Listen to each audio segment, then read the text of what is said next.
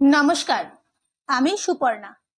আজ আমি আপনাদের শোনাবো আশাপূর্ণা দেবীর লেখা প্রথম প্রতিশ্রুতির সপ্তদশ পর্ব। যদি আমার এই গল্প পাঠ আপনাদের ভালো লাগে তাহলে লাইক করে দেবেন, শেয়ার করে দেবেন এবং অবশ্যই সাবস্ক্রাইব করে দেবেন। চলুন শুরু করা যাক। হারিয়ে যাওয়া সত্য যখন বাড়ি ফিরল তখন সন্ধে হয়। একটা ভাড়াটে ঘোড়ার গাড়ি থেকে নামলো সত্য, সঙ্গে একটি গিন্নি বান্নি বিধবা। তুমি একটু দাঁড়াও বাছা, গাড়োয়ানকে আগে বিদায় করি বলে সত্য ভিতরে ঢুকে আসে। সুহাস তখন এ জানলা ও জানলা করে ছটফটিয়ে বেড়াচ্ছে। নবকুমার নিতাইয়ের বাড়ি থেকে ফেরেনি। সত্যকে দেখেই সুহাস প্রায় চেঁচিয়ে ওঠে, পিসিমা। সেই স্বরে অভিযোগ। সত্য ব্যস্ত কণ্ঠে বলে, হবে, জবাব দিয়েই হবে। এখন গঙ্গা জলে হাত ধুয়ে আমার এই হাত বাস্ক থেকে 4 আনা পয়সা বার করে দে দেখি। গাড়ির কাপড়ে আর বাক্সটা ছোবো না। আঁচড়ের গিট খুলে চাবিটা ফেলে দেয় সত্য সুহাসের সামনে। সুহাস স্বল্পভাষিনী, নেহাত অস্থির হয়েই চেঁচিয়ে উঠেছিল। আর কথা বলে না, নিঃশব্দে আদেশ পালন করে। শুধু অলক্ষ্যে বারবার দেখে নয় সত্যকে, রহস্যময়ী সত্যকে। গাড়ি ভাড়া দিয়ে গাড়োয়ানকে বিদায় করে সত্য সেই মেয়ে মানুষটিকে বলে, নাও বসো, হাতে মুখে একটু জল দাও, একটু মিষ্টি মুখ করো, তবে যেও। মেয়ে মানুষটি হৃষ্ট চিত্তে বলে, আবার মিষ্টি কেন মা? তোমার ঘরদোর দেখলাম, চিনে গেলাম, এই ঢের। তোমার মিষ্টি কথাই মিষ্টি মা, শুনলে শরীর শীতল হয়। তা হোক, তুমি আমার জন্য এতই করলে, একটু মিষ্টি জল না খাইয়ে ছাড়বো না বলে সত্য ফট করে গায়ের সিল্কের চাদরটা রেখে কলের ঘরে ঢুকে কাপড়টা সেমিজটা কেচে ফেলে ভিজে কাপড়েই ভাড়ার ঘর থেকে 2টো নারকেল নাড়ু বার করে 1 ঘটি জল দিয়ে খেতে দেয়। মেয়ে মানুষটি বিদায় নিলে সত্য শুকনো কাপড় পরে ঘরে এসে বসে সুহাসকে উদ্দেশ্য করে বলে, তারপর আমার নামে হুলিয়া বেরিয়ে গেছে বোধহয়। সুহাস অন্যদিকে ঘাড় ফিরিয়ে বলে, হুলিয়া আবার কি? পিসেমশাই অস্থির হয়ে বেরিয়ে গেলেন এই পর্যন্ত। এই একদিনের তোর পিসির কাছে আর সব কীর্তি ফাঁস হয়ে গেল দেখছি। সত্য বলে, পাঠশালার খবরটা এ যাবৎ চেপে চুপে ছিলাম। সুহাস বোধ করি আজকের সুযোগে তার মনের সন্দেহটা প্রকাশ করে বসে। মুখ তুলে ছপ করে বলে ফেলে, তা চাপাচাপি কি ভালো? এদিকে তো তোমরা নিজেরাই বলো স্বামী মেয়ে মানুষের দেবতা। সত্যর মুখে আসছিল বলে, তোর যে দেখি স্বামী না হতেই স্বামী ভক্তি, কিন্তু সামলে নেয়। কে জানে মেয়েটার কপালে স্বামী আছে কি না। নিরুপায় বুদ্ধিহীন মা তো কুমারী মেয়েকে বিধবা পরিচয় দিয়ে তার ভবিষ্যতের পায়ে কুড়ুল মেরে রেখে গেছে। এই রূপের ডালি মেয়ে, সভ্য নম্র, লেখাপড়ায় কত চার, এই মেয়েকে যে স্বামী পেত সে তো ধন্য হতো। কিন্তু হয়তো দুঃখিনীর ভাগ্যে দুঃখেই যাবে। তবু মনে স্থির করে রেখেছে সত্য, শেষ অবধি লড়বে মেয়েটার জন্যে। তাই না ব্রহ্মজ্ঞানীদের জ্ঞানীদের সম্পর্কে উৎসুক সত্যর? তাদের জন্য চেনা জানা বাসনা। ব্রহ্মজ্ঞানীরা নাকি খুব উদার, বাল বিধবা মেয়ের বিয়েতে নিন্দেও নেই তাদের। সত্য প্রথমে ভেবেছিল সত্য ঘটনা প্রকাশ করে দেবে সুহাসের কাছে, কুমারী পরিচয়ে স্কুলে ভর্তি করে দেবে তাকে। কিন্তু 7-5 ভেবে সেই ইচ্ছে স্থগিত রাখতে হয়েছে। প্রথমে তো এত বড় আইবুড়ো মেয়ে, কৈফিয়ত অনেক, যার যাওয়ার প্রশ্নও আছে। তা সে হয়তো সত্য তার ন্যায় ভাষণের জোরে একরকম করে মানিয়ে নিত। গরিবের মেয়ের বিয়ে দিতে দিতে পারে না সমাজ, যাত্রা নিয়ে নিতে পারে, এ তর্ক তুলত। কিন্তু বাধা অন্যদিকেও। এত বড় নিষ্ঠুর সত্য প্রকাশ হয়ে পড়লে মাকে কিভাবে সুহাস? কোনো দিনই কি প্রাণ থেকে ক্ষমা করতে পারবে মাকে? যখন শুনবে কেবলমাত্র নিজের সুবিধার্থে মা তার কপালে দুর্ভাগ্যের ছাপ দেগে রেখে দিয়েছে। আজন্মকাল খাওয়া পড়া থেকে বঞ্চিত করে রেখেছে। মা কি নিতান্ত ছোট হয়ে যাবে না তার চোখে? স্বার্থপরতার নির্মমতায় সে যে মরার ওপর খাড়ার ঘা। আর যদি মাকে সে দেবীর আসনে বেদিতে বসিয়ে রেখে থাকে, বিশ্বাসের, ভালোবাসার, ভক্তির নড়চড় না হয়, তাহলে হয়তোবা সত্যকেই সন্দেহ করে বসবে। ভাববে সত্যই এখন তার বিয়ের সুবিধে করতে। এইসব সাত পাঁচ ভেবেই সত্য সুহাসের সম্পর্কে ভেবেছে থাক, আরো একটু জ্ঞান বুদ্ধি বাড়ুক, সত্যি মিথ্যে বোঝার চোখ হোক, তখন দেখা যাবে। তাই এখন ওদিকে দিয়ে না গিয়ে সত্য দোষ মেনে নেওয়ার ভঙ্গিতে বলে, স্বামী দেবতা একথা শুধু আমরা কেন, ত্রিজগতের সবাই বলে। কিন্তু দেবতার অসন্তোষ অঘটনেও তো দোষের রে। আমি পাঠশালা খুলে গুরুমশাইগিরি করছি শুনলে তোর বিষয়ে অসন্তোষের পরাকাষ্ঠা করবে বই তো না। অনর্থক রাগিয়ে দিয়ে লাভ, তাকেই মনে যন্ত্রণা দেওয়া। আর না বুঝে সুঝে দুম করে যদি বারণ করে, একটা দিব্যি দিলেশা দিয়ে বসে, তাতেও তো বিপদ। সুহাস একটু চুপ করে থেকে আস্তে আস্তে বলে, তা পিসে মশাই যাতে রাগ করতে পারেন সেই কাজ তোমার না করাই উচিত। সত্য সুহাসের এই সন্ধি বেদনার কথা খুশি হয়, তবু সত্য মনে মনে একটু হাসে, ভাবে তাই যদি উচিত হতো তুই কোথায় থাকতিস বাপু? এত কথা ভাববার মতো বুদ্ধি বা পেতিস কোথা থেকে? কম লড়ালড়ি করতে হয়েছে তোর সঙ্গে তোর জন্যে? তোকে কাছে রাখা নিয়েও তো বটেই, তাছাড়া স্কুলে ভর্তি করা নিয়ে। সাহেব স্কুলে পড়লে মেয়েকে যে সেই মেয়ের হাতে জল খাওয়া চলবে না এ বলেও নিবৃত্তি করতে চেয়েছে নবকুমার, তবু সত্য ব্যাপারটা ঘটিয়েই তুলেছে। মনে পড়ে গেল সত্যর সেই কথাটা, এই উচিত অনুচিতের প্রসঙ্গে মুখেও আসছিল, সামনে নিল, মৃদু হেসে বলল, তুই তো দেখছি অনেক শিখে ফেলেছিস। হ্যাঁ বলেছিস ঠিক, উচিত নয়, কিন্তু দেখ সব নিয়ম সব ক্ষেত্রে খাটে না। কত স্বামী হরিনামে অসন্তুষ্ট হয়, হরিনাম শুনলে জ্বলে ওঠে, তা বলে তার স্ত্রী করবে না হরিনাম? তবে আবার তার কানের কাছে খোল পিটিয়ে নাম সংকীর্তন করাও ভালো নয়। আসল কথা, যে কাজটা করতে যাচ্ছ আগে দেখবে সেই কাজ ভালো কি মন্দ, সেই বিবেচনাটুকু রাখতে হবে। তারপর যতটা পারা যায় কাউকে না চটিয়ে সেই কাজকে সামলে নিয়ে উদ্ধার করা। যারা পছন্দ করে না তাদেরকে অগ্রাহ্য করাও হলো না, কাজটাও হলো। সুহাস কি একেবারে বড়র দলে ফেলেছে সত্য, তাই তার কাছে এত কৈফিয়ত? অথবা সুহাসকে উপলক্ষ করে সত্য নিজের মনকেই কৈফিয়ত দিচ্ছে? স্বামীর সঙ্গে লুকোচুরি করতে ভিতরে ভিতরে যে সূক্ষ্ম বিবেকের পীড়ন অনুভব করে সে, এই কৈফিয়ত তার জন্যে? সুহাস অবশ্য নিজেকে বড়ই ভাবে, পুরো একটা মানুষই ভাবে, তাই সত্যর কৈফিয়ত শুনে আবার মতামত ব্যক্ত করতে সাহসী হয়। আর সত্যর কাছে আর যাই হোক সাহসী হতে বাধা নেই, তাই আসতে বলে, আমার তো মনে হয় হরিনামটা ভালো কাজ, সেটা বুঝিয়ে দিয়ে। সত্য হেসে ওঠে, বলে, কম বয়সে আমিও তোর মতো করেই ভাবতুম সুহাস, সব কিছু নিয়ে লড়াই করতাম, তর্ক করে অপরকে বুঝিয়ে ছাড়বার চেষ্টা করতাম।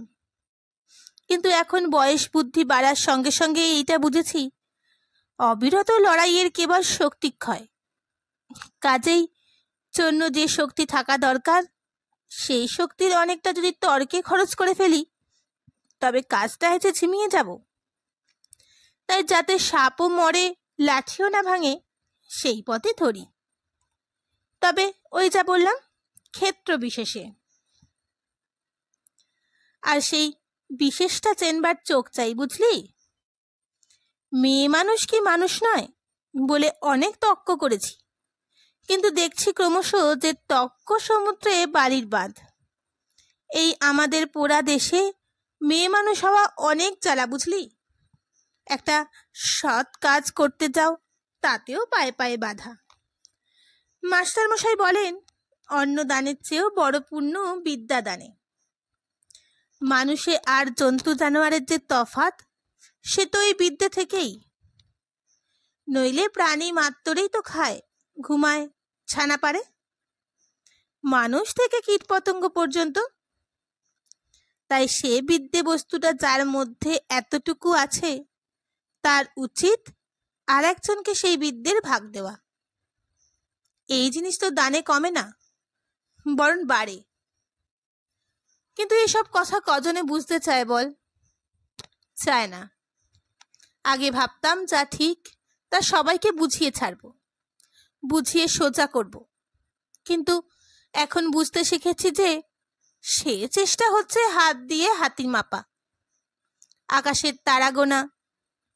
তার চেয়ে নিজের বিবেচনায় যা ঠিক বলে বুঝবো, করে যাব এক মনে। একদিন না একদিন বুঝবে লোকে ঠিক কি ভুল। যারা বিরক্ত হয়েছে, অপছন্দ করেছে, তারাই মেনে নেবে। অনেকগুলো কথা একসঙ্গে বলে সত্য একটু চুপ করে জিরিয়ে নেয়।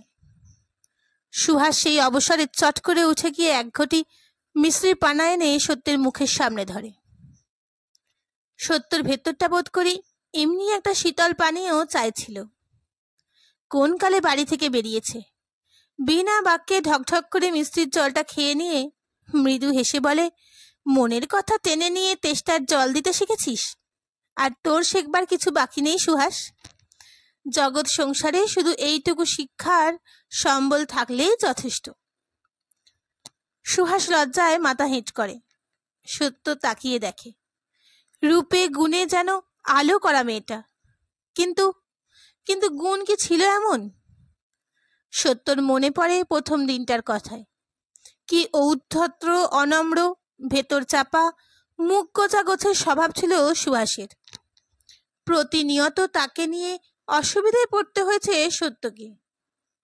নেহাত যে সত্য নিজেকে সামলে থেকেছে, সে শুধু মেয়েটার সদ্য মাতৃহারা বলে।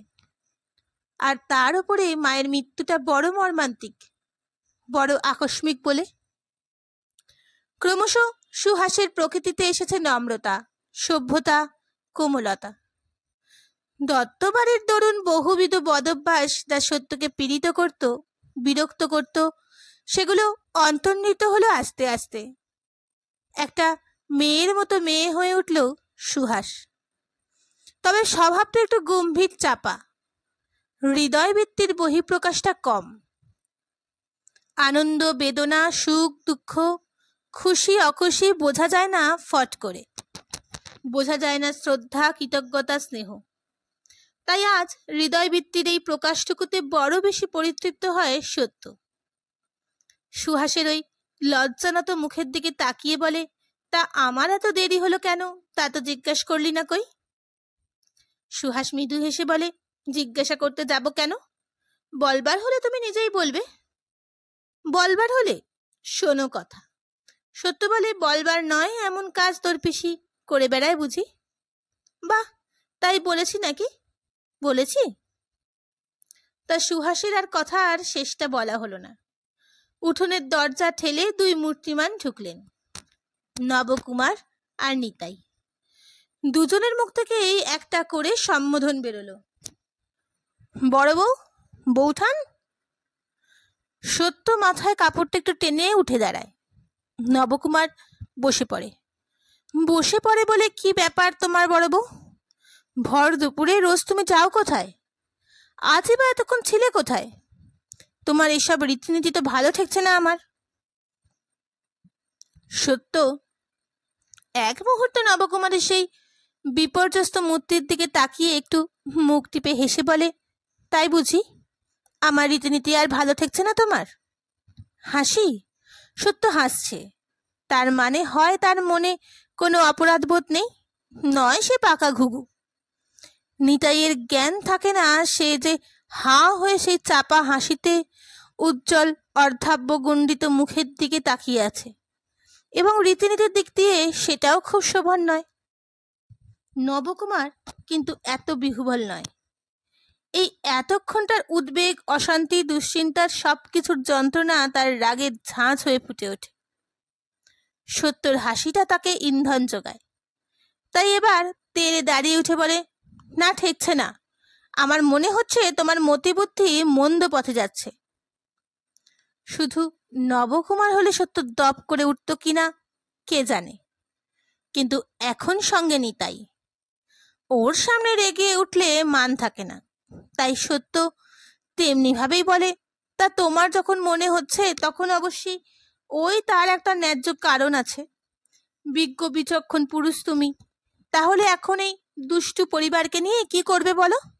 বনবাস, অগ্নি পরীক্ষা, না কেটে গঙ্গায় বিসর্জন? এ কি দুঃসাহস স্পর্ধা! নবকুমারের মুখে আর কথা জোগায় না। নিতাই এতক্ষণে কথা বলে, কিন্তু বৌঠান, আপনি যে আমাদের ধাঁধায় ফেলে মজা দেখছেন তারও তো একটা বিহিত চাই। এই আজ বিকেল থেকে ও হতভাগার কি গেরো, আর আমিও আজ এই সমগ্র দিনটা না খাওয়া না দাওয়া, তার উপর বউয়ের কাছে মুখেজ। ও মা, ধাঁধায় যে তুমি আমাকে ফেলছো ঠাকুরপো, তোমার খাওয়া দাওয়াতেই বা আমি হস্তান্তর হলাম কি করে? আর বউয়ের কাছে মুখ হেঁট হবার দায় কি বা হলাম কেন? কিছু তো বুঝতে পারছি না। মুখ তো দেখছি কড়ি হয়ে গেছে। বেচারা নিতাই, উপোস যে একেবারে সহ্য করতে পারে না, সেই উপোস আজ সারাদিন। তার উপর এত রকম কথাবার্তা, সর্বোপরি এই স্নেহবাণী, তার চোখের স্নায়ু দুর্বল হয়ে বিশ্বাসঘাতকতা করে বসে।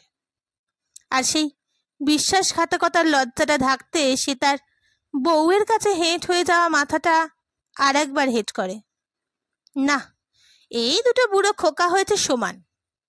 সত্য এবার ব্যঙ্গের রূপ ছেড়ে সদয় রূপ আসে। ওই অবুঝপনার জন্যেই আমাকেও বুড়ো বয়সে ছল চাতুরি ধরে মরতে হচ্ছে। কিন্তু তার আগে ঠাকুরপো, কিন্তু কিছু খাও দেখি। মনে হচ্ছে বউয়ের সঙ্গে ঝগড়া করে হরিমটর চালিয়েছ আজ। সুহাস, আগে তোর ওই ছোট পিসেমশাইকে একটু কিছু খেতে দে তো। না না, আমার কিছু লাগবে না বলে প্রতিবাদ করে ওঠে নিতাই। সত্য মৃদু হেসে বলে, লাগবে কি লাগবে না সে কি তুমি বুঝবে? সুহাস বিনা বাক্যে দুখানি ঝকঝকে কাঁসার রেকাবে 2 পিসের জন্যই খাবার এনে ধরে দেয়। বাড়িতে মজুদ খাবার যা হয়, 2টি নারকেল নাড়ু, খান 4 জিবে গজা আর 1 বাটি মুড়ি।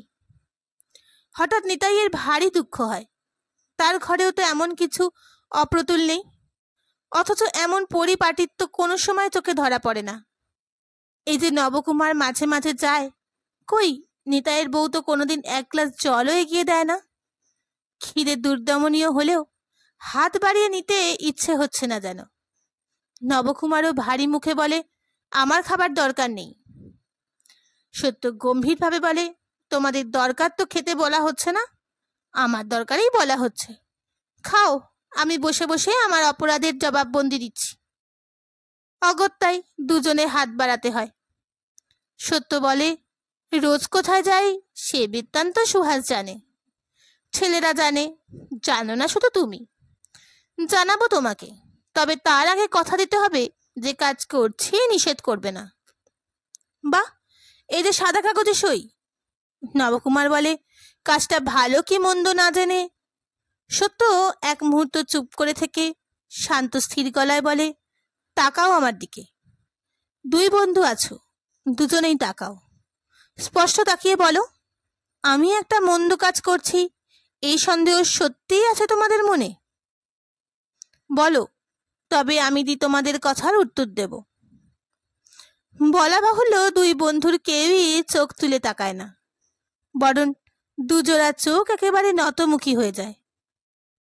সত্য একটু অপেক্ষা করে বলে, বুঝলাম। শোনো, রোজ দুপুরে আমি পাঠশালায় পড়াতে যাই।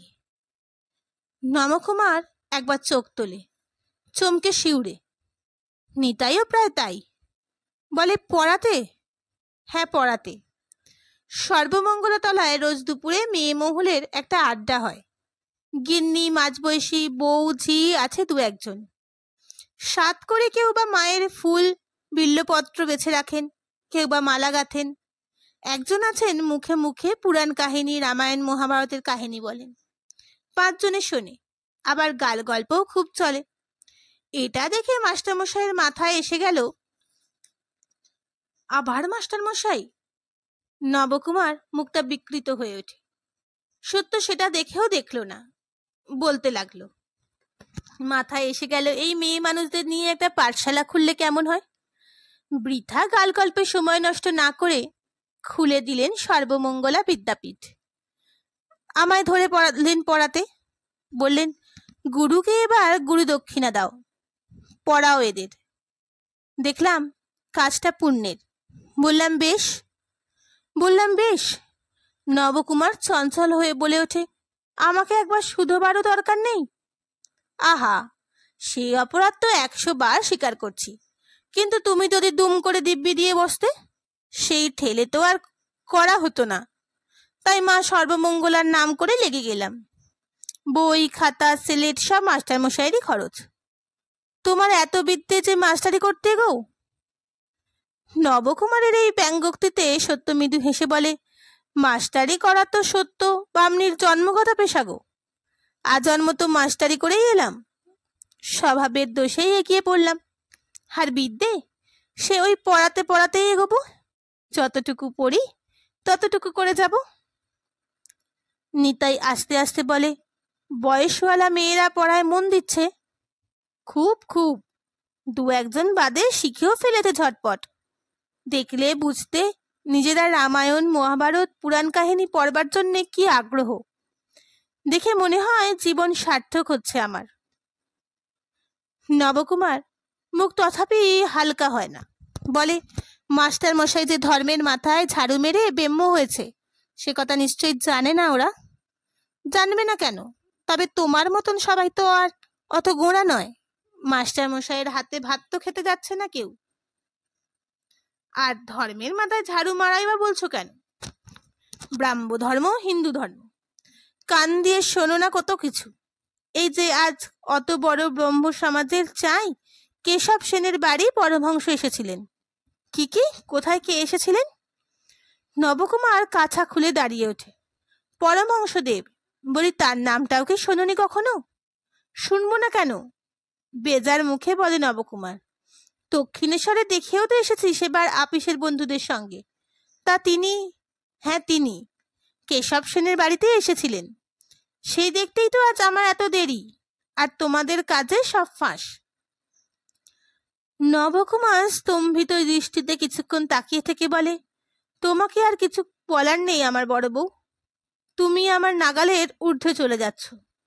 কিন্তু কেশববাবুর বাড়ি গেলে কি করে? কি করে আবার? একা নাকি? আরো কত মেয়ে মানুষ গেল, দল দল করে, শেয়ারের ঘোড়ার গাড়ি ভাড়া করে। যেখানে দল সেখানেই বল। কত চমৎকার গান হলো, প্রাণ যেন জুড়িয়ে গেল। বুক কাঁপলো না? বুক কাঁপবে কেন? সত্য অবাক দৃষ্টিতে বলে, এই যে মেয়ে মানুষটা তীর্থে যায়, যোগে গঙ্গা স্নান করতে যায়, দেবস্থানে মেলা দেখতে যায়, সাধু সন্ন্যাসী দর্শনে যায়, কই বুক কাঁপার কথা তো ওঠে না। এইসব জায়গায় মাঝে মাঝে যেও গো, তাহলে দৃষ্টিটা খুলবে। আমরা যাব? নবকুমার বলে, আমাদের ক্ষুদ্র প্রাণী, আমাদের অত সাহস কোথা? সত্য উঠে পড়ে বলে, নিজেকে 24 ঘন্টা ক্ষুদ্র প্রাণী ভাবলেই মনটা ক্ষুদ্র হয়ে যায়। ক্ষুদ্রই বা ভাবতে যাব কেন? সব মানুষের মধ্যেই ভগবান আছে, এটা মানো তো? সেই ভগবানের জোরেই জোর, সেই ক্ষেত্রে সবাই বড়। নিতাই সন্তর্পণে একটা নিঃশ্বাস ফেলে। তার বউকে সেই বউঠানের কাছে আসতে বলে। 7 জন্ম পার করে এলেও নিতাইয়ের বউয়ের সাধ্য হবে এসব চিন্তা করতে? নবকুমার ঠিকই বলেছে, সত্য যেন তাদের নাগালের ঊর্ধ্বে চলে যাচ্ছে। নবকুমার তাই টেনে নামাতে চেষ্টা করে। তাই সে যাই হোক, বেম্য বাড়ি থেকে এসে কাপড় চাপড় ছেড়েছ, মাথায় একটু গঙ্গা জল স্পর্শ করেছ? সত্য মৃদু হেসে বলে, সেটা করেছি বাড়ির জন্যে নয়, গাড়ির জন্যে। গাড়ির কাপড়ে কোনো কালেই থাকি না। ভেবে চিনতে বুঝি এই মাথায় আনলে এতক্ষণে? যাক, ছেলেরা কবে আসবে? ওরা নেই, বাড়ি ফাঁকা ফাঁকা ঠেকছে। নবকুমার বেজার মুখে বলে, তোমার আবার ফাঁকা ঠেকা? তোমার মন প্রাণ তো সব তত্ত্বজ্ঞানে ঠাসা, সেখানে আবার স্বামী পুত্রের জায়গা কোথা? বেশ বুঝেছি, তোমার বাপের মতন কাষ্ট কঠিন হয়ে যাবে তুমি। সত্য শান্ত গলায় বলে, বাবার মতন? বাবার চরণে নখের এক কণা হতে পারলেও ধন্য মনে করব নিজেকে। কিন্তু আজ আবার এ কথা কেন? নিজের মুখেই তো বলেছিলে বাবার মানুষ নয় দেবতা। সে কথা এখনো বলছি, কিন্তু দেবতাকে দূর থেকেই পুষ্পাঞ্জলি দেওয়াই ভালো, নিয়ে ঘর করায় কোনো সুবিধে নেই। সত্য হেসে ফেলে বলে, দেখো ঠাকুরপো, তোমার বন্ধুর কত উন্নতি হয়েছে, কত বাক্যে শিখেছেন। আর নিতাই এতক্ষণে কিঞ্চিত ধাতস্থ হয়ে বলে, না শিখলে তো শাস্ত্রই মিথ্যে বৌঠান, সদ্গুণ বলে কথা। কথার মাঝখানে হঠাৎ সুহাস পাশের ঘর থেকে এসে বলে, কে যেন আসছে মনে হচ্ছে। পাশের ঘরে ওই দু ঘরের দুই জানলার রাস্তা মুখ। সুহাস খুব সম্ভব সেখানে দাঁড়িয়েছিল। এরা সন্ত্রস্ত হয়ে বলে, কে কে আসছেন? চিনি না, বুড়ো মতন, কিন্তু খুব লম্বা ফর্সা সোজা। লম্বা ফর্সা সোজা। সত্যর বুকটা ছ্যাদ করে ওঠে, আর পরক্ষণে সে ছ্যাদ করা বুকটা হিম করে দিয়ে উঠোনের ওধার থেকে একটু মৃদু গম্ভীর ভারী গলায় প্রশ্ন ধ্বনিত হয়, বাড়িতে কে আছেন? বাবা। সত্য বিদ্যুৎ গতিতে ঘর থেকে বেরিয়ে আসে। তারও আগে নিতাই বেরিয়ে পড়ে, পিছনে নবকুমার। আর ততক্ষণে সেই মৃদু গম্ভীর ভারী গলার আরও একটা প্রশ্ন উচ্চারিত হয়, এটাই কি নবকুমার বন্দ্যোপাধ্যায়ের বাড়ি? বাবা, বাবা গো তুমি? সত্য প্রণামের মাথাটা না তুলেই বলতে থাকে, আমায় যে সত্যি বলে বিশ্বাস হচ্ছে না, তবে স্বপ্নই ভাবো বলে মৃদু হেসে রামকালী দাওয়ায় ওঠেন। নবকুমার নিতাই দুজনেই প্রণাম করে, আর মনে মনে ভাবে, অনেকদিন বাঁচবেন ইনি। ঠিক সেই মুহূর্তে ওর কথা হচ্ছিল, সেই মুহূর্তেই এমন আকস্মিক এসে পড়া। আবেগের উচ্ছ্বাস প্রশমিত হতে এবং কুশল বিনিময় হতে বেশ কিছুক্ষণ যায়। তারপর আসার কারণ ব্যক্ত করেন রামকালী। তিনি কাশীবাসের সংকল্প করেছেন, তাই শেষ একবার সত্যকে দেখতে এসেছেন। কাশীবাস? সত্য ভেঙে পড়ে বলে, বাবা, এই সংকল্প করেছো তুমি? তাই এই হতভাগা মেয়েটাকে দেখা দিতে এসেছ? আমি যে কিছু জানি না বাবা, তাহলে সব ফেলে ছুটে চলে যেতাম তোমার কাছে। রামকালীর এই আকস্মিক আবির্ভাবে সত্য যেন তার চির অভ্যস্ত স্থিরতা হারিয়ে ফেলতে বসেছে। একে তো অপ্রত্যাশিত আনন্দের আবেগ, তার সঙ্গে অন্তর্নিহিত এক চিন্তা, তাদের এই বাসা বাড়িতে বাবা জল গ্রহণ করবেন কিনা। জলও তো কলের জল, যদি এ জল না খান, না হয় গঙ্গার জলেরই ব্যবস্থা করবে, কিন্তু বাসা বাড়ির দোষ খণ্ডাবার উপায় কি? গেদস্ত বাড়িতে গুরু আসা দেখেছে সত্য, সেভাবেই করতে পারে, কিন্তু বাবা কি সেই অতি যত্ন অতি সেবা নেবেন? এইসব চিন্তার সঙ্গে উপচে ওঠে এক অব্যক্ত বিচ্ছেদ ব্যাকুলতা। বাবাকে সে নিত্য দেখছে না সত্যি, কিন্তু জানে বাবা রয়েছেন। সত্য সেই চিরপরিচিত পরিবেশের মাঝখানে, বাবার চির অভ্যস্ত জীবনে। কিন্তু কাশীবাস, সে যে চির বিরহের সমতুল্য, এ তো এক প্রকার মৃত্যু। কাশীবাসের সংকল্প মানেই সংসার থেকে মুখ ফিরানো। সাত পাত চিন্তায় সত্যর কণ্ঠের এই আবেগ, এই আকুলতা রামকালী বোঝেন। তাই রামকালী এই অস্থিরতাকে ঈষৎ প্রশ্রয়ের দৃষ্টিতে দেখেন, আর মেয়ের কথার উত্তরে মৃদু হেসে বলেন, তুমি যাওনি, আমিই তোমার কাছে এলাম, একই কাজ হলো। পূর্ণমান্তে নিতাই চলে গিয়েছিল। নবকুমার সত্যর কথা বলার সুবিধের জন্যই একটু তফাতে গিয়ে বসেছে। সত্য তাই আক্ষেপে বলে, দুই কি আর এক হলো বাবা? সে আমি বাপের মেয়ে, বাপের কাছে গিয়ে পড়তাম, আগের ছোটটি হয়ে যেতাম, যা প্রাণ চায় বলতাম।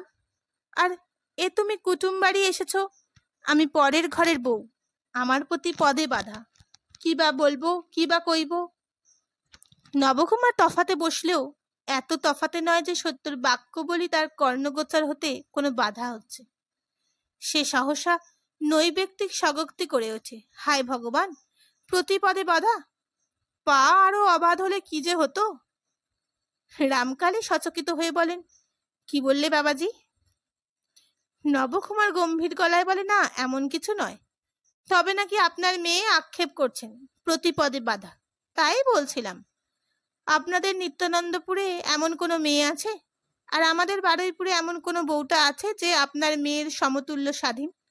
তাই বরং জিজ্ঞাসা করুন। রামকালী অনুভব করেন এটা নালিশের সুর, তাই মৃদু হাসেন, বলেন, তা যদি হয় সেটা তো ভালোই।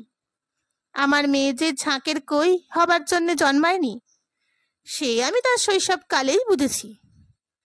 সত্য তার বাপের উপস্থিতি, স্বামীর উপস্থিতি ইত্যাদি মানতে পারে না।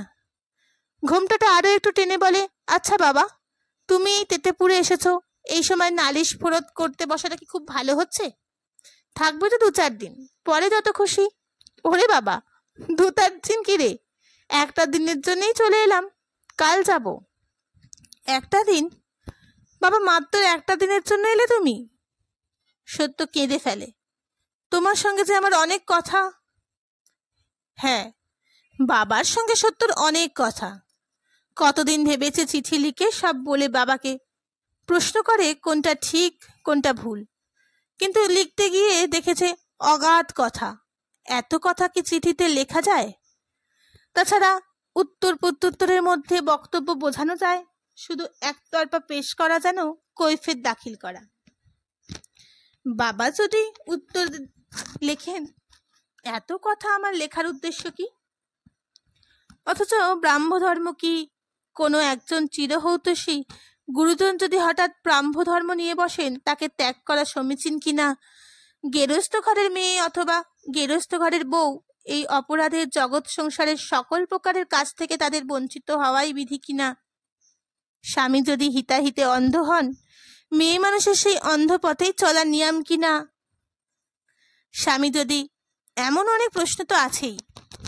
সর্বোপরি প্রশ্ন শঙ্করীর মেয়ের প্রশ্ন।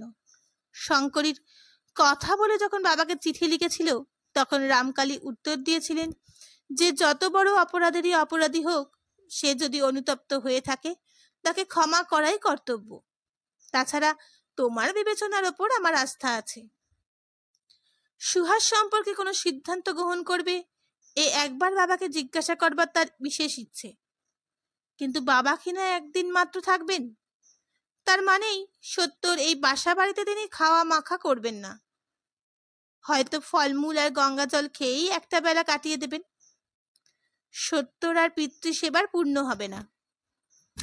এত সব উচ্ছ্বাস মনের মধ্যে আলোড়িত হতেই চোখের জল বাদ মানে না।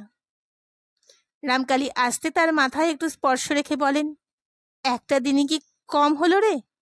কথা কথা বলবি বল না। আর কথা, আমার তো শুধু উপচে উপচে কান্নাই আসছে বাবা। আঁচল ভিজে চপচপে হয়ে ওঠে সত্যর।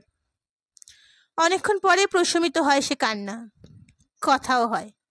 যত কিছু বলার ছিল সব বলে ফেলে সত্য তার চিরদিনের ধ্রুবতারার কাছে। রামকালী নবকুমারকে মৃদু ভর্ৎসনা করেন, বলেন, সে কি মাস্টার মশাই তোমার চিরহিতৈষী, তাকে ত্যাগ করবে কি? তার ধর্মবিশ্বাস তার কাছে। এই যে আমি শাক্ত কি বৈষ্ণব, এটাই কি দেখতে যাবে তোমরা? না দেখবে বাবা, গুরু শিক্ষক এরাও তেমনই পিতৃতুল্য। তাছাড়া তিনি তো তার ধর্মবিশ্বাস তোমার ওপর চাপাতে আসছেন না, তোমার কোনো অনিষ্ট আসছে না তার থেকে। তবে সত্যর ওই পাঠশালায় পড়ানো শুনে রামকালী কিছুক্ষণ চুপ করে থেকে আস্তে একটা নিঃশ্বাস ফেললেন। তারপর বললেন, সত্য, তোমার মাকে তোমার মনে পড়ে? মাকে মনে পড়ে না? কি বলছো বাবা? আবার শোকে সত্যর চোখ উপচে ওঠে। না, তাই বলছি। তোর মা থাকলে কথা শুনে ভয় পেত, বুঝলি, নির্ঘাত ভয় পেত। আবার আড়ালে বলতো, আমি জানি ও আমার ক্ষণজন্মা মেয়ে। উত্তর পেয়ে যায় সত্য, তার বহুল কি ঠিক জেনে যায়। শুধু সুহাসকে নিয়ে কিছুক্ষণ আলোচনা চলে, কিছুটা বাদ প্রতিবাদও বুঝি। তখনও সত্য সুহাসকে সামনে আনেনি রামকালীর। রামকালী বলতে চাইছিলেন, বিয়ের চেষ্টার প্রয়োজন কি? বেশ তো, লেখাপড়া শিখছে, ভালো কথা। নিজের জীবিকা নিজে অর্জন করতে পারে, সেটা মঙ্গল। কলকাতায় তো আজকাল এরকম হচ্ছে, বিদেশি মেয়েরা গৃহশিক্ষার্থী হয়ে অথবা মেয়ে স্কুলে পড়িয়ে অর্জন করছে। কিন্তু বাবা, সত্য বলে মাটা তো চিরদুঃখিনী হয়ে দুঃখে দুঃখেই মরল। মেয়েটাও কোনোদিন ঘর সংসারের মুখ দেখবে না। মা বাপের প্রায়শ্চিত্ত তো সন্তানকেই করতে হয় সত্য। আর যদি ইচ্ছে করে কেউ ওকে বিয়ে করতে চায়? রামকালী মাথা নেড়ে বলে, কে চাইবে? একে তো জন্মের গোড়াতেই অত বড় গলদ, তার ওপর মেয়ের যথেষ্ট বয়স হয়ে গেছে। বিধবা কি কুমারী তারও নিশ্চয়তা নেই। সত্য তখন নিজের গোপন ইচ্ছে ব্যক্ত করে, মেয়েটাকে যদি ব্রাহ্ম ধর্মে গ্রহণ করিয়ে ব্রাহ্ম সমাজের কোনো সমাজ সংস্কারক পরিহিত সে যুবকের হাতে তুলে দেওয়া যায়, সুহাসের যোগ্য বয়সের অবিবাহিত ছেলেও সমাজে পাওয়া যায়। রামকালী যেন এ প্রস্তাব সমর্থন করেন না। তুচ্ছ একটা মেয়ের বিয়ে করে এত কাণ্ডর দরকার কি, এই যেন তার মত। তাই সহসা গম্ভীর হয়ে গিয়ে বলেন, যদি জিজ্ঞাসাই করছো তাহলে বলি, একটা খুঁতোলা বংশের ধারা বাড়িয়ে চলে লাভ কি? লাভ ওই মেয়েটার সংসার। মেয়ে বলেই কি তুচ্ছ বাবা? একটা মানুষের জীবন তো। মানুষের জীবনে শুধু ভোগেই সার্থক নয় সত্য, ত্যাগেও সার্থকতা আছে। ও তো জানে ও বিধবা। বাল বিধবা যেমন ভাবে জীবন কাটে, কিভাবে আর তাকে কাটে বাবা? সত্য হতাশ নিঃশ্বাস ফেলে বলে, চির দুঃখেই কাটে। পিসি ঠাকুমার মতন আর কজন হয়? তাও তিনি মনের দাঁড় হয়ে সূচিবাই করে বিশ্বশুদ্ধ লোককে অতিষ্ঠ করেছেন। রামকালী সহসা স্তব্ধ হয়ে যান, যেন মুখ্যদাকে চোখের ওপর দেখতে পান। পূর্বের সেই সুবর্ণ বর্ণা তীব্র দীপ্তময়ীকেও দেখেন। আর তার পিছনে কায়ার পিছনে ছায়ার মতো, সূর্যের পিছনে রাহুর মতো বর্তমানে রোগ জীর্ণ মুখ্যদার প্রেতাত্মাকেও দেখতে পান, যে মুখ্যদা এখন ভীমরতি হয়ে যা তা করে বেড়াচ্ছেন। লুকিয়ে চুরিয়ে খাবারের জন্য নাকি সর্বদা ছোকছোক করে বেড়ান তিনি।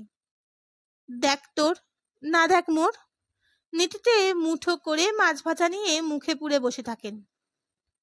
আর সারদা রাত দিন গালমন্দ করে টেনে টেনে গিয়ে পুকুরে চুবিয়ে আনে। একথা তুলে আনে না সত্য, সত্য সেই সূচিবাইটাই জানে। রামকালী একটু চুপ করে থেকে বলে, দেখ, তেমন পরোপকারী ভালো ছেলে যদি পাও।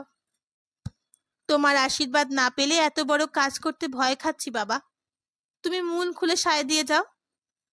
রামকালী একটু হেসে বলে, মন কি ঘরের জানলা দরজা সত্য যে গায়ের জোরে খোলাবি? তবে আশীর্বাদ আমি করছি, তোর কাজে ভগবান সহায়। সত্যর আশঙ্কাই ঠিক। শ্যামকালী সামান্য কিছু ফলমূল গ্রহণ করেন, জানান পরদিনই তার পূর্ণিমার ব্রত। এই বুঝেই তাহলে তুমি এসেছো বাবা? সত্য কাঁদো কাঁদো হয়ে বলে, আমি তোমার এমন অধম মেয়ে যে জীবনে একদিন রেঁধে ভাত দিতে পারলাম না। রামকালী সহসা একটা গম্ভীর নিঃশ্বাস ফেলে বলেন, জীবনের কথা কি এক্ষুনি বলে শেষ করে ফেলা যায় সত্য? জীবনের পরিণতি গুহার অন্ধকারে। তারপর বলেন, এত কথা হলো কই, সে মেয়েটাকে তো দেখলাম না। কি জানি বাবা, কি লজ্জা ঢুকেছে তার মনে, চৌকিতে পড়ে কাঁদছে। কাঁদছে? রামকালী একটু চকিত হন, আর কিছু বলেন না। কিন্তু পরদিন সকালে যখন স্নান আহ্নিক সেরে বসেছেন, তখন সুহাস মাথা নিচু করে এসে আস্তে আস্তে প্রণাম করে রামকালীকে। পূব জানলা দিয়ে সকালের আলো এসে মেয়েটার মুখে পড়ে যেন তাকে একটা স্নিগ্ধ কৌমার্যের দুটিতে স্নান করিয়ে দিয়েছে। আর নম্র অথচ দৃঢ় মুখের রেখায় একটি প্রত্যয়ের আভা। পাতলা রিজু দীর্ঘের দেহের করণেও সেই প্রত্যয়ের দৃঢ়তা। রামকালী বুঝি এমনটি আশা করেননি। রামকালী যেন বিচলিত হন। হঠাৎ বহুদিন পূর্বের একটা কথা মনে পড়ে যায় তার। মনে পড়ে যায় পুকুর ঘাটের ধারে বসে থাকা একটা বিধবা মূর্তি। কেমন সেই মূর্তি? রামকালী কি দেখেছিলেন? মাথায় হাত ঠেকিয়ে আশীর্বাদ করেন রামকালী। তারপর গম্ভীর শান্ত গলায় বলেন, সত্য, এ যে তপস্বিনী উমা। সত্য হাসি হাসি মুখে সুহাসের মুখের দিকে তাকায়। এ প্রশংসা যে তারই। সুহাস যে তার হাতে গড়া প্রতিমা। কচি নয়, শিশু নয়, 15 বছরের ধাড়ি মেয়েটার কাছে এনেছিল সত্য। তার বহুবিধ অশিক্ষা কুশিক্ষা, তার চরিত্রগত বহু দোষের সমষ্টি সমেত এই বছরে মাত্র ভেঙে চুরে গড়েছে সেই মেয়েকে। অবশ্য প্রকৃতির নিয়মে তার নিজের ভিতরেও একটা প্রবল ভাঙাচোরা কাজ চলছে। মায়ের ওই আকস্মিক বিভৎস মৃত্যু এবং তার পরবর্তীকালে মায়ের জীবন ইতিহাসের জানার ফলে সেই বিরাট ওলটপালটটা সংঘটিত হয়েছিল। তারপর এসেছে সুহাসের নবজন্মের পালা। কোথায় দত্ত বাড়ির সেই বিলাসিতার আবিল অসুচি আবহাওয়া, আর কোথায় সত্যর দৃঢ় চরিত্রের দৃষ্টান্ত। তাছাড়া স্কুলের জীবন, সে যেন স্বর্গের জগৎ।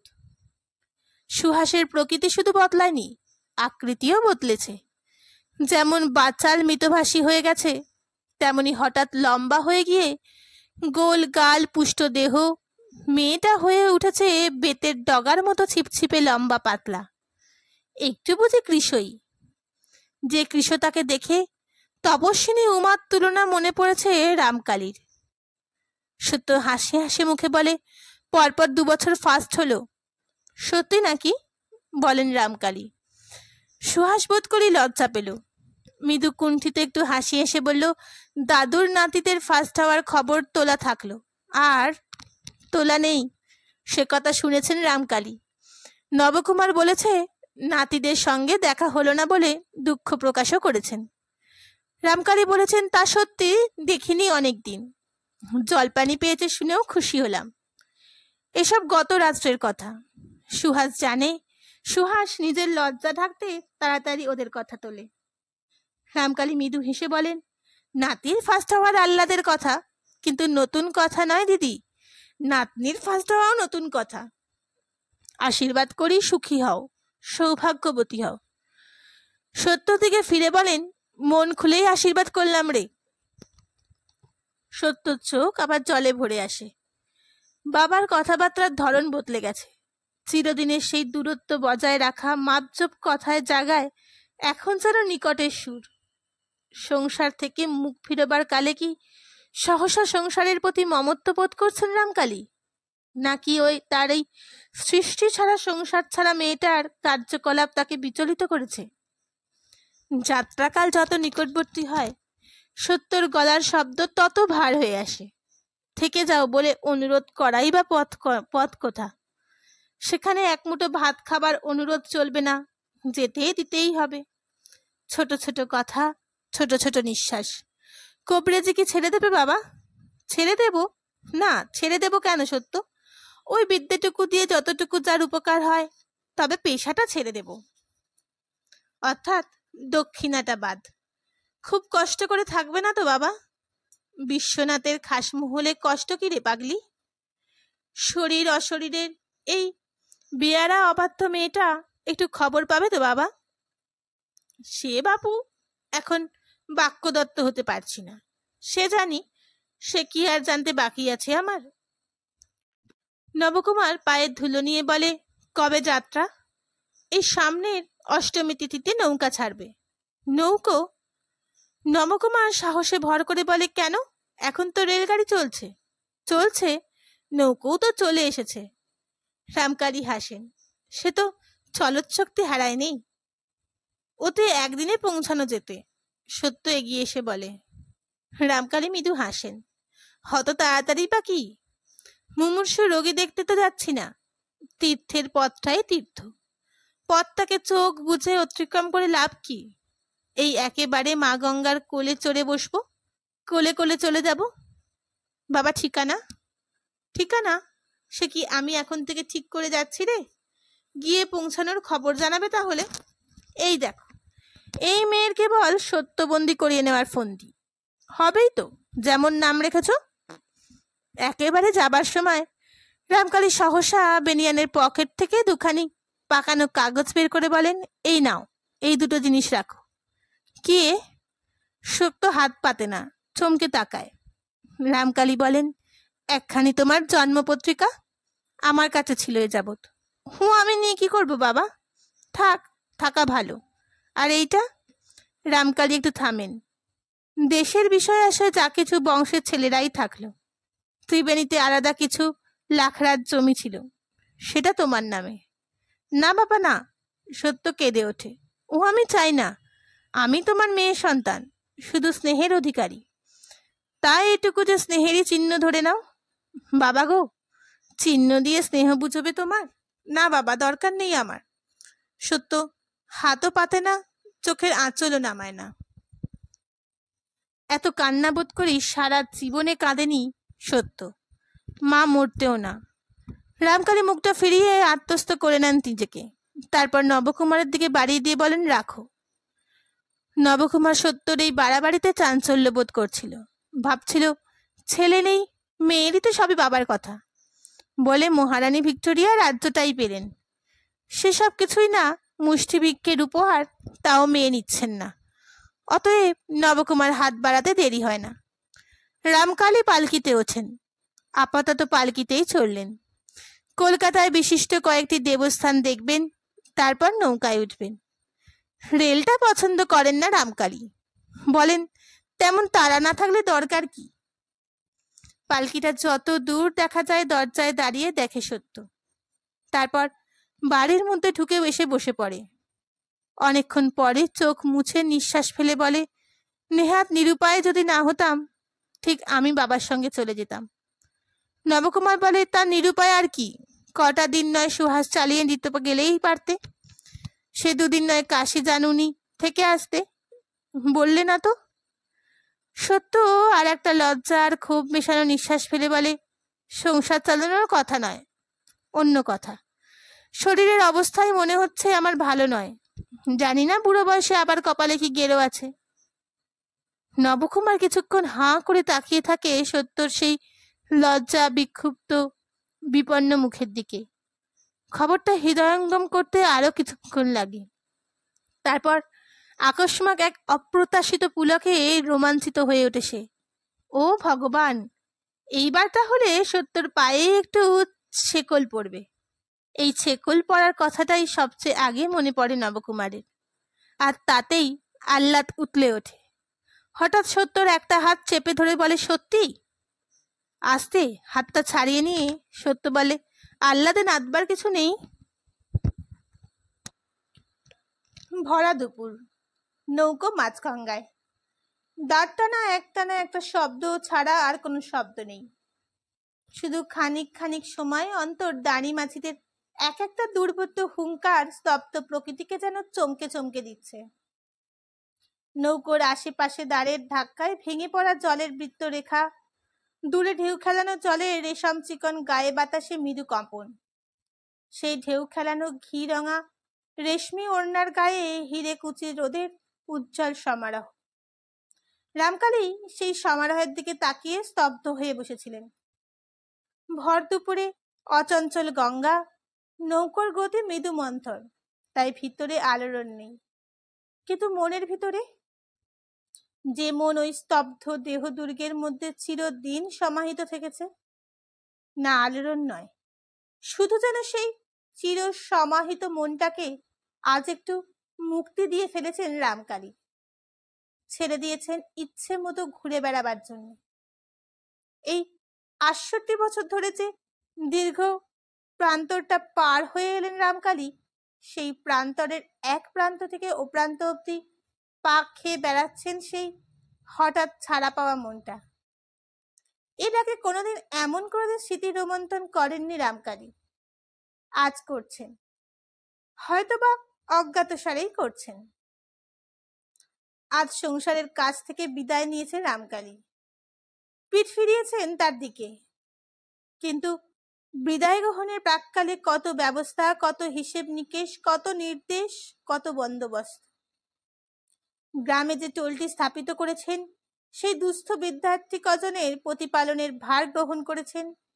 একজন কবিরাজ বসিয়ে যে দাতব্য কবিরাজখানি প্রতিষ্ঠা করেছেন, গ্রীষ্মের দিনের জন্য যে জলছত্রটি খুলেছেন, সেগুলি যদি বন্ধ না হয়ে যায়, তার জন্য উচিত মতো নিষ্কর জমি দানপত্র করে দিয়ে আসতে হলো। যে কজন দুস্থ পণ্ডিত বৃত্তি পেয়ে আসছিলেন তাদের বৃত্তি বজায় রাখার জন্য জমির ব্যবস্থা করতে হলো। তাছাড়া বারবার গ্রামের কন্যা দায়গ্রস্ত দরিদ্র পিতা,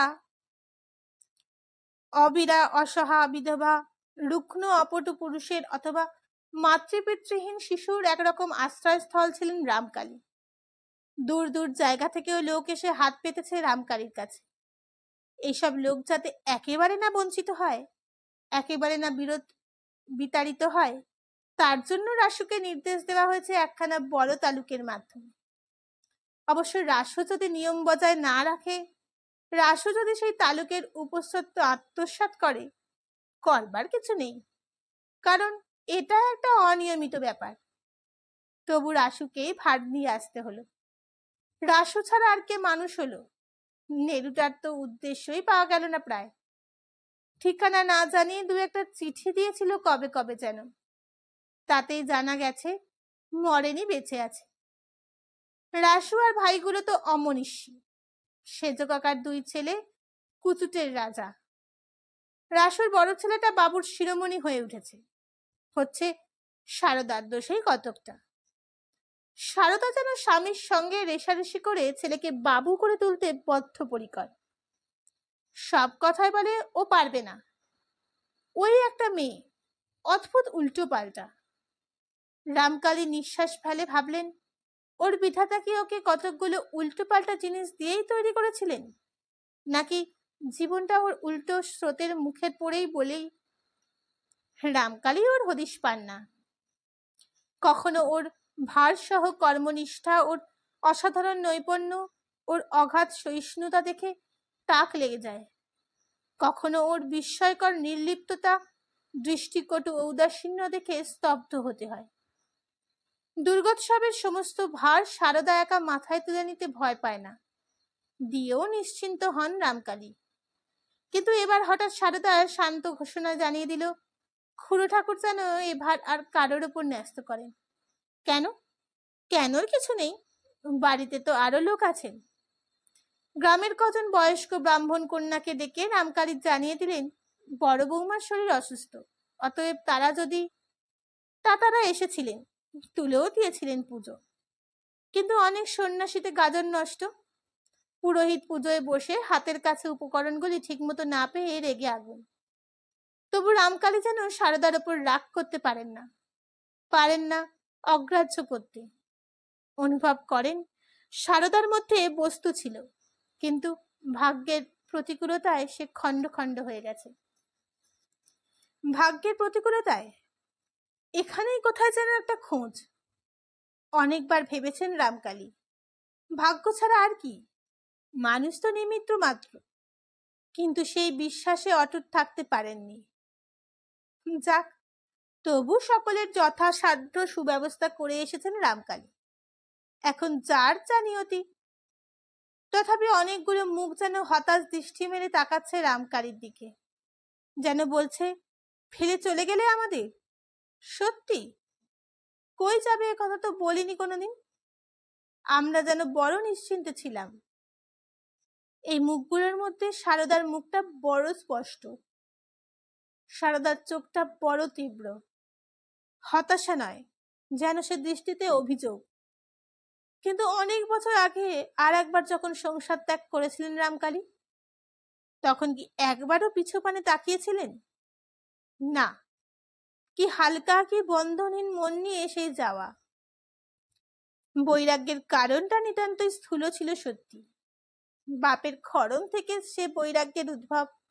রাগ, দুঃখ, অভিমান, ক্ষোভ সব মিলিয়ে তীব্র একটা অনুভূতি যেন ঠেলে ঘরের বার করে দিয়েছিলেন সেই কিশোর বালককে, যাকে এখন যেন চোখের সামনে দেখতে পাচ্ছেন রামকালী। ছেলেটা একখানা নৌকোয় পাটাতনের মধ্যে ঢুকে বসে রইল সারাটা দিন। কেউ তেমন লক্ষ্য করল না। একসময় ছেড়ে দিল নৌকা। ছেলেটা রইল ঘাপটি মেরে। তারপর অনেকক্ষণের পর ধরা পড়ল। তখন নৌকা অনেক এগিয়েছে। রামকালী দেখছেন মাঝি মল্লারা জেরা করছে ছেলেটাকে। ছেলেটা স্বচ্ছন্দে উত্তর দিচ্ছে, আর কেউ কোথাও নেই। গরিব ব্রাহ্মণ সন্তান, ভাড়ার টাকা দিতে পারবে না, নৌকো যেখানে যাবে সেখান পর্যন্ত যদি তাকে দয়া করে নিয়ে যায় তারা। অবস্থা বুঝেই, মমতা বশতই হোক বা দেবকান্তি রূপ দেখেই হোক, ছেলেটাকে তারা সমাদর করে নিয়ে গিয়েছিল মুর্শিদাবাদ অবধি। সেখানে মিলে গেল গোবিন্দগুপ্তর আশ্রয়। সেই যেন ঈশ্বরের প্রত্যক্ষ আশীর্বাদের মতো। সেই নিতান্ত কিশোর ছেলেটা মনে হয়েছিল পৃথিবীটা এত বড়, ভগবান এত দয়ালু, অথবা ইনিই ভগবান। পুরাণ উপপুরাণের গল্পের মতো ছদ্মবেশ ধরে রামকালীকে কৃপা করতে এসেছেন। গঙ্গার ঘাটেই বসেছিল ছেলেটা। কবিরাজ স্নানে এসেছিলেন। থমকে দাঁড়িয়ে পড়ে বললেন, চিনছি না তো তোমাকে। কাদের ছেলে বাবা? এখন ভেবে হাসি পাচ্ছে। রামকালী স্বচ্ছন্দে বলেছিল, তোমার সে খোঁজে দরকার কি? দরকার কিছু আছে বই কি। গোবিন্দগুপ্ত একটু হেসে বলেছিলেন, কাদের ছেলে, কেন একা ঘুরে বেড়াচ্ছ, রীতি চরিত্রই বা কেমন, এসব না জানলে চলবে কেন? চলবে না? না, ভিন রায়ের ছেলেকে বিশ্বাস কি? পরে জেনেছিলেন রামকালী ওটা একটা চালাকি, রাগিয়ে দিয়ে পরিচয় আদায়ের চেষ্টা। কিন্তু সেদিন সেই ছেলেটার সে কথা বোঝবার ক্ষমতা ছিল না। সে তাই ক্রুদ্ধ গলায় বলে উঠেছিল, বিশ্বাস করতে কে পায়ে ধরেছে তোমায়? আমার ইচ্ছে আমি বসে আছি, ঘাট কি তোমার কেনা? সেই সৌম্যদর্শন প্রৌঢ় ছেলেটার কথায় বেশ কৌতুক অনুভব করেছিলেন, তাতে সন্দেহ নেই, এবং ইচ্ছা করেই খানিকক্ষণ ধরে বাগবিতণ্ডা চালিয়েছিলেন মজা উপভোগ করতে। তারপর কেমন করেই যেন সন্ধি হয়ে গেল, আর কেমন করেই যেন ছেলেটা আশ্রয় পেয়ে গেল তার কাছে। কিন্তু শুধুই কি আশ্রয়? নিঃসন্তান দম্পতির হৃদয় উজাড় করা ভালোবাসার অধিকারী হয়নি সেই মুখর ছেলেটা? আস্তে আস্তে সেই মুখরতা চপলতা সব অন্তর্হিত হয়ে স্থির শান্ত মেধাবী একটি ছাত্রে পরিণত হলো সে। আর শুধু স্নেহেরই নয়, তাদের যথা সর্বস্বের উত্তরাধিকারী হয়ে উঠল। আশ্চর্য! তবু একদিনের জন্য নিজে হাতে রেঁধে খাওয়ায়নি কবিরাজ গৃহিণী। অন্য এক ব্রাহ্মণ বাড়িতে খাওয়ার ব্যবস্থা করে দিয়েছিলেন। সমস্ত দৃশ্যগুলো যেন হঠাৎ চোখের ওপর চলচলিয়ে উঠছে। রামকালী আবদার করেছেন, জেদ করেছেন, আমি তো তোমাদের জাতেরই হয়ে গেছি বলে যুক্তি খাড়া করেছে। কবিরাজকে নিয়ে হাসি ভরা মুখ আর চোখ ভরা জল নিয়ে বলেছে, পাগলা ছেলে, তাই কখনো হয়? তোমাদের তো পৈতে আছে, বলেছিলেন রামকালী। গোবিন্দগুপ্ত হেসেছিলেন, আছে তা সত্যি, তবে কি জানিস, সবেরই তো জাত থাকে। কেউটে গোখরে আর ঢোড়া বোড়া যেমন এক নয়, তেমনি তোর পৈতে আর আমার পৈতে এক নয়। তোকে তো আমায় নিতে ইচ্ছে করে, কিন্তু নিই না। কখন কি অপরাধ ঘটে কে জানে। স্নেহের সঙ্গে শ্রদ্ধার এই আশ্চর্য সংমিশ্রণ। রামকালী প্রথমে বলেছিলেন, আমার কেউ কোথাও নেই। তারপর ধীরে ধীরে সবে প্রকাশ পেয়ে গিয়েছিল। গোবিন্দগুপ্ত বলতেন, দেখ, তোর মা বাপকে খবর না দেওয়া আমার পক্ষে মহাপাপ হচ্ছে। তুই নিষেধ করছিস না আমি কোনো প্রকার খবর দিই। রামকালী বলতেন, কেন? আমি বুঝি তোমার চক্ষুশূল হচ্ছে এবার? বেশ, পুণ্যি ভরা করে খবর দাও তুমি, দেখবে আবার পাকে ফুরুত। কবিরাজ গিন্নি ষাট ষাট করে শিউরে উঠতেন। বলতেন, তুমিই বা পাপ পাপ করে ব্যস্ত হচ্ছ কেন বাপু? ওর মা বাপ ও বুঝবে। ছেলের প্রাণ যদি মা বলে না কাঁদে, বুঝতে হবে মায়ের প্রাণে কোথাও ঘাটতি আছে। মায়ের প্রাণে কি ঘাটতি থাকে বড় বউ? কবিরাজ বলতেন সহাস্যে। রামকালী চড়ে উঠতেন, বলতেন, আছে, খুব আছে। আমাকে মা দু চোখে দেখতে পারে না, নইলে পিসি যখন শাসন করে তখন ইচ্ছে করে আমার নামে আরো লাগায়। সে বোধ হয় ননদের ভয়ে। ভারী আমার ভয়, মায়ের চেয়ে ভয় বড় হলো। পরে অনেক সময় ভেবেছেন রামকালী, সত্যি মার জন্য তো একটুও মন কেমন করতো না তার। বরং কবিরাজ গৃহিণী যখন অসুখে পড়তেন আর শেষ যখন মারা পড়লেন, লুকিয়ে লুকিয়ে কেঁদে কেঁদে শিরোপীড়া জন্মে গিয়েছিল। কেন এমন হয়েছিল? রামকালী নিষ্ঠুর? না, তার মা বাপই স্নেহহীন। বাপের সম্পর্কে এক কথায় রায় দিয়ে দিলেও মায়ের সম্পর্কে সে রায় দিতে একটু বাধ্য, হয়তো বিবেকেই বাধ্য। কিন্তু জীবনের এই শেষ প্রান্তে এসে যখন জীবনটাকে ওই ফেলে আসা গঙ্গা স্রোতের মতোই সম্পূর্ণ এবং স্পষ্ট দেখতে পাচ্ছেন, তখন রামকালী নিঃশ্বাস ফেলে ভাবলেন, ভালোবাসা জীবনে সেই একবারই লাভ করেছিলেন, সেই এক প্রৌঢ় দম্পতির কাছে। সারা জীবনে অনেক পেয়েছেন রামকালী, শ্রদ্ধা, সমীহ, ভয়, ভক্তি, ভালোবাসা পাননি। সবাই তাকে দূরে রেখেছে, দূর থেকে প্রণাম জানিয়েছে। রামকালীর নিজেরই দোষ, দূরত্বের গণ্ডি নিজেরই রচনা করেছেন তিনি, ইচ্ছা করে নয়, স্বভাবে। কোনদিন কি ভাবতে পেরেছেন তিনি গ্রামের কোনো কাজকর্মে তিনি ব্রাহ্মণ ভোজনের সারিতে পাত পেতে বসেছেন? ভাবতে পেরেছেন তিনি কোথাও দান নিচ্ছেন, কারো চণ্ডী মণ্ডপে গিয়ে বসে গাল গল্প করছেন, তাস পাশা খেলছেন? ভাবলে হাসি পাবে কি? ভাবতেই পারেননি। অথচ গ্রামের অনেক কুলীন সন্তানই এমনই সাধারণের ভূমিকায় জীবন কাটাচ্ছে। কৌলিন্যটার সত্যকার বাস তবে কোথায়? কিন্তু আজ সংসারকে পরিত্যাগ করে যাবার সময় হঠাৎ মনে হচ্ছে রামকালীর সারা জীবন বিজয়ীর ভূমিকা নিয়ে কাটালাম, কিন্তু সত্যি কি বিজয়ী হতে পেরেছি? তাহলে কেন মনে হচ্ছে ভয়ানক একটা লোকসানে টেনে এনেছে তিনি সারা জীবন ধরে? লোকসানটা কি? পরাভাবটা কোথায়? লোকসানের কথা ভাবতে অপ্রাসঙ্গিক একটা কথা মনে পড়ল রামকালীর, কিংবা অপ্রাসঙ্গিক নয়, সত্য বড় আক্ষেপ করে বলেছিল, এই ক্ষেত রয়ে গেল বাবা, তোমায় একদিন রেঁধে খাওয়াতে পারলুম না। আচ্ছা, কতটুকু ক্ষতি হতো রামকালীর যদি সত্য এই ক্ষেতটুকু না রাখতেন? নিয়মের সেই সামান্যতম হানির লোকসানটাই কি মস্ত একটা লোকসান হতো? রামকালী তার জীবনে যে বস্তুটাকে পরম মূল্য দিয়ে এসেছেন, সত্যি কি সেটাই মূল্যের শেষ কথা?